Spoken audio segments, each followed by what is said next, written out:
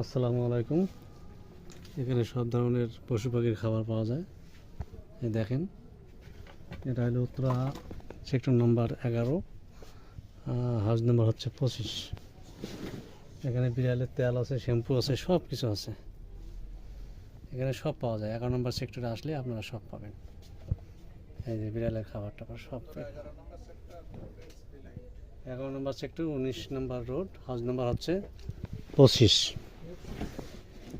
জি ভাইয়া, face Deloitte দোকানের নাম।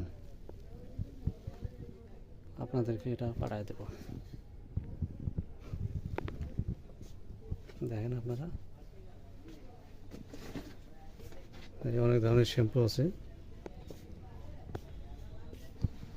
বিড়ালের খাবার। ভাই হচ্ছে দোকানের মালিক।